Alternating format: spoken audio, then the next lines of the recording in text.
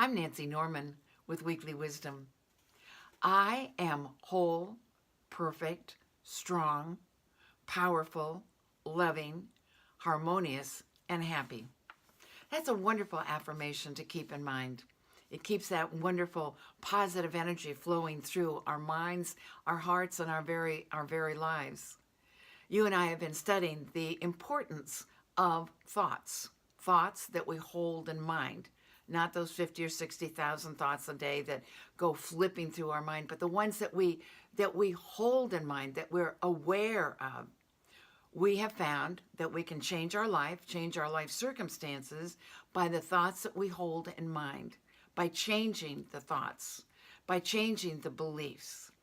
And we can always change our life. We can always change our life circumstances for the better by simply introducing a new positive train of thought. We found that there is no virtue in holding on to thoughts and ideas of poverty, unhappiness, pain, and suffering. Oh, you can continue with those thoughts if you want, but remember, you just produce more of the pain, the unhappiness, the suffering, and the poverty. Remember, what we focus on grows and expands. Or another way of putting that is dominant thought rules. So the decision is ours. You and I have to be an active participant in our lives and consciously choose what we want to experience. In the book, Tapping the Source, Charles Hannell is quoted as saying, "It is our attitude of mind towards life which determines our experiences. If we expect nothing, we shall have nothing. If we demand much, we shall receive the greater portion. If we expect nothing, we will have nothing. If we will demand much, we will receive much." So sometimes we have to be pretty firm with ourselves, at least I do. And I have to catch my thinking, be aware of it. And if I happen to drift off into a negative realm of thinking, of poor me, ain't it awful, if only, or have a series of negative self-defeating ideas about myself or another or the world, I have to be real firm with myself and say, okay, who's the boss here? And I say to myself, Nancy, you're the boss of your life. And this type of thinking is no longer appropriate for you. We have to be firm with ourselves. And so I go forward and say, so just stop it right now. Just stop it. You know, we really can't afford those negative self-defeating thoughts and ideas. Last week, I shared with you something that I want to share with you again because I feel that it is so important. You see, everyone experiences some negative thinking. And Ernest Holmes, the founder of religious science, found that he had to be firm with himself. And this is what he said: "I shall keep the promise that I have made to myself. I shall never again tell myself I am poor, sick, weak, or unhappy. I shall not lie to myself anymore, but I shall daily speak the truth to myself, to my soul, telling it that it is wonderful and marvelous, and that it is one with the great cause of all life, truth, power, and action. I shall whisper these things into my soul until it breaks forth into songs of joy with the realization of its limitless possibilities."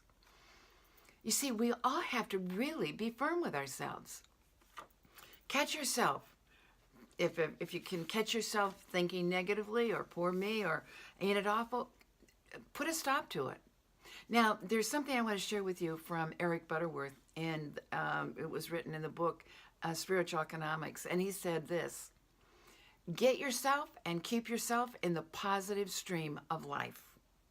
Refuse to indulge in casual conversation about the bad economy, the high cost of living, or about anything you really do not want to say yes to. Eliminate such thoughts as, I can't, I'm afraid, there's not enough from your consciousness. Just eliminate it. Talk only about the things you want to see live and grow. Keep your thoughts centered in the ideas of abundance, sufficiency, and well-being. And occasionally, give yourself a consciousness boost by affirming something like, God is my instant, constant, abundant source of supply. So I want you not to feel bad if you have a few negative thoughts coming through your mind. It's human. We all have it. The key is to stop it, So we are divinely equipped, absolutely divinely equipped to experience life to the fullest. And God is always whispering into our ear, saying, come up, lift up your vision. You need not be sick. You need not be unhappy. You need not struggle with financial problems. Lift up your vision. Lift up your vision. In the mind of God, there is no lack, limitation, or impossibility. Think about that. There's no virtue in pain, in poverty, or unhappiness. There's only greater good that wants to express through us.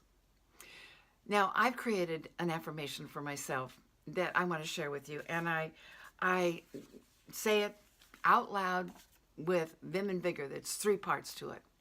And here we go.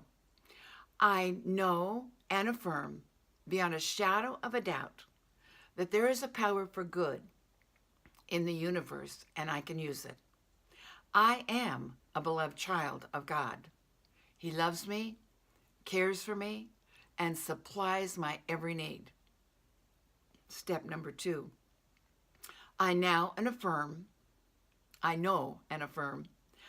am prosperous, healthy, whole, wise, powerful, bright, beautiful, loving, successful, ageless, wonderful, marvelous, amazing, and just plain downright fabulous and fantastic. Step number 3. My life is always calling me to something greater. And your life is always calling you to something greater. So I invite you to continue with the practice of spending 5 or 10 minutes every day just in the quiet with God and contemplate the goodness of God and know that it is your birthright to experience health, wealth, happiness, and perfect self-expression. So in those 5 or 10 minutes, give thanks and simply rest in the calm assurance that the divine intelligence of God is making all things possible. God bless you, and have a wonderful week.